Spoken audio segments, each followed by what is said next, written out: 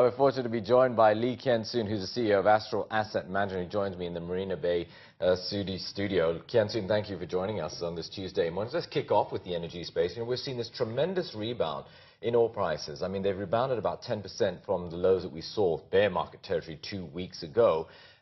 Is this a good sort of window of opportunity to get back into the oil and gas space, or stay clear from it?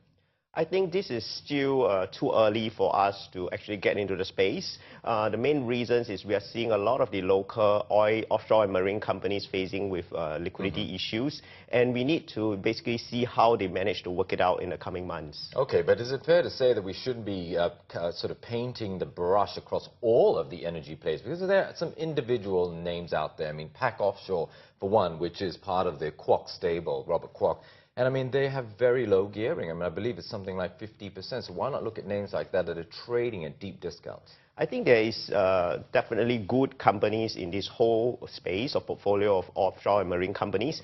Some of them have higher gearing, some of them have lower ones. But I think the market would be very jittery the moment that some of these companies are faced with debt confidence pressures, or some of these companies request to loosen the debt maturity period. Well, and this overall would create an effect that is detrimental for the whole industry. Sure. Well, I suppose if you've got a view on the energy space, it's really having a view about where oil prices go, right? Because if we have more or less bottomed out, which OPEC seems to think so, and the IEA, then and in prices rebound to $60, $70 a barrel. At $60 or $70 a barrel, do these companies look in better shape or not? I think some of the companies not playing in the deep oil SREIT space would have an opportunity once the oil prices rise above $60, while companies that are involved in the deep sea digging and rigging services would have to wait for the oil prices to actually go up to even higher than $70 US dollars. And here's a curveball for you. What about companies like Keppel Corp that are diversified in both energy and also across the property space? I mean,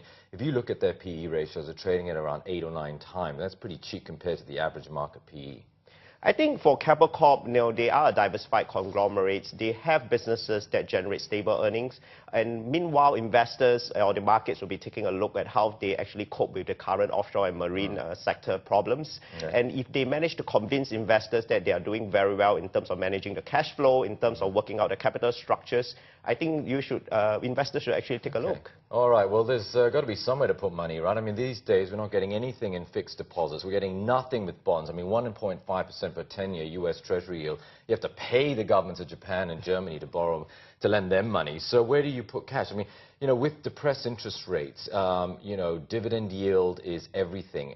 How does the SREITs look with that environment? I think we have seen that with the depressed interest rate because of the delay in U.S. Fed rate hikes, as well as we see that some of the high yield bonds are getting having problems. Investors are relooking into the SREITs, but we like to highlight that to investors that there are a couple of worrying trends for SREITs too.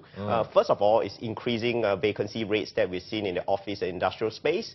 We also see that some of the shopping malls are actually have increasing empty shops and outlets. Secondly is basically in terms of rental revisions and negotiations, we see the tilt of balance from the tenants, from the landlords, as renters are likely going to slide down further. Third and lastly, we have seen that some of the SREITs with rental guarantees from master lease agreements are all expiring, and this could translate to higher vacancies or basically potentially lower rentals. Well, we could take this conversation much further, but unfortunately my producer's telling me I've got to wrap this conversation up. But it was such a pleasure to have you on deck today, Kian Soon. Thanks very much for stepping by. That was Kian Soon, CEO of Astral Asset Management, joining me here in the studios.